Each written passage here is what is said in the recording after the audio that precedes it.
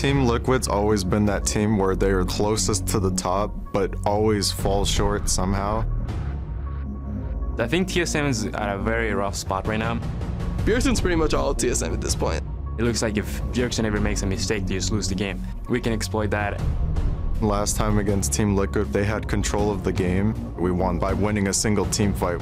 We've been barely winning these games. It's a 5 versus 4, but Bjergsen finds one. Phoenix at the front lines, but look at the damage coming out from everyone at TSM. And would you believe it, from behind, Team Solo Mid will actually do it.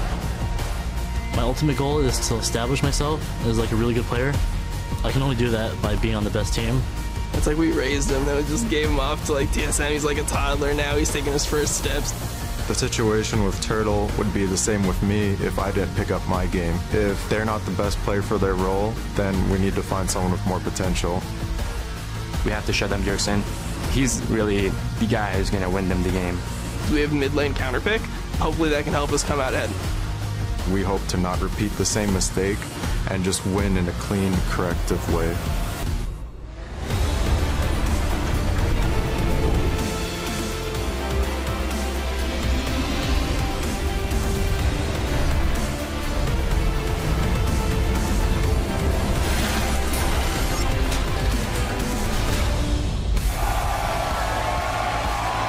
Welcome to our continuing coverage of Week 7 of the North American LCS Summer Split. We're beaming out to you live from our studios here on the West Coast. Lots of people in the stands today, and earlier we sent our camera crew deep into a fan feeding frenzy, and at the center of it, we've got a Poro making a long trip from the Howling Abyss. Enemy Esports here arriving a short time ago. They're looking to take down a Goliath when they face off against first place Gravity, as you see here warming up in their ready room. Move, Keen, the rest of the crew. Big game to start off the day there. Hello, everyone. I'm James Dash Patterson. It's great to have you with us for another day of knockdown, drag out, rough and tumble, knock 'em, sock 'em league action. Damn. Joining me, yeah, right? A lot of and stuff. joining me on the league analyst desk for this day of action, we've got Aiden's Irene Moon, Joshua Jatleesman, and David Freak Turley. Are you ready now for all of that action? Well, I was always ready. I was born ready. Rough and tumble. I don't even remember Rock 'em, it now. sock 'em. Rock 'em, sock 'em, robot action. I mean, I was ready this morning. Yeah. Boom. Now it's afternoon, still ready. I think Still ready. David Freak Turley is always ready. Well, there are only 5 games left for each team to play, so let's pull up the standings. Gravity have grabbed first place with 10 wins and 3 losses. 1 game back in second, it's Team Liquid and TSM. Team Dignitas dropped into 4th with CLG and Team Impulse, each with 8 wins. Then in 7th, it's Team 8, followed by Enemy Esports in 8th place. Cloud9 is stuck in 9th with Team Dragon Knights 2 games back in 10th. But it's a new day and anything can happen on the Rift, starting with Enemy Esports as they look to bring down Gravity and take a win there. Then Cloud9 will challenge Team Dignitas in Game 4. It's Tip versus Team 8, and we'll conclude the day with CLG going against Team Dragon Knights. And in the middle of all that is our Game of the Week, a battle for second place between TSM and Team Liquid. An important match for both teams jockeying for playoff positioning. But those teams aren't alone in their playoff race, and today teams can lock in their spots. At the top of that list is Gravity, who need just 1 more win or a Team 8 loss to secure a playoff berth. Yeah, and Gravity, they look like they're going to take off like a rocket. I don't know who can stop them because they've already beat CLG, TSM, and Team Liquid. The only teams in the top 5 that they play in their last 5 games are Dignitas and TIP. Otherwise, they're playing bottom half teams. So I feel like they're just going to take off and they're just going to hit that first place and get a first round bye. I mean, specifically based off the teams that they have beaten, I think the biggest thing that will challenge them is their own consistency, because it's been such a rise in such a short amount of time. Being able to maintain that excellence, especially if we get a patch change, are going to be the biggest things for Gravity if they fall off or not. Because they've basically run the same type of composition 3 games in a row. Shen support. Nobody stopped them yet. Shen support, Nidalee jungle, Sivir AD carry. Nobody stopped them yet. Now, a team that is struggling with a little bit of consistency are also looking for their 6th consecutive appearance in the playoffs. We've got TSM. Yeah, they've lost 2 games in the NALCS in a row for the first time all year. So they've been a very consistent team, but yesterday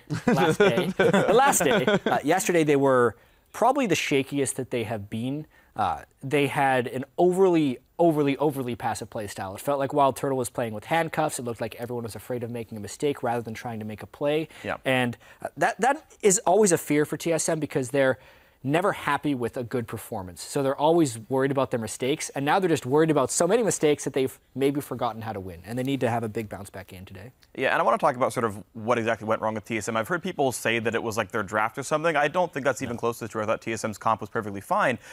You get a bunch of burst damage out and you reset off someone, but when you have Santorin miss a targeted ability on the AD carry, like, how is that Loco Doco's fault now, right? Like, execution from the entire team. We talk about Turtle with handcuffs, Bjergsen not maybe doing it as much as he could be. This is a guy who had went like 10-3 on Ezreal before, so it's all TSM needed to step up to do a bit better. Of course, also a great game by Team 8. Maybe these guys do challenge. Yeah, and of course, one more team we do have to look at is Team Impulse, another contender, and just like last split, they're hitting their stride here, coming into the end of the split at the right time. Yeah, and TIP have just beaten all the teams around them recently. They recently knocked down Dignitas. They recently knocked down CLG. These are likely their playoff opponents. Today they face Team 8 and can knock them off and kind of help secure their playoff spot. Impulse are beating the teams around them.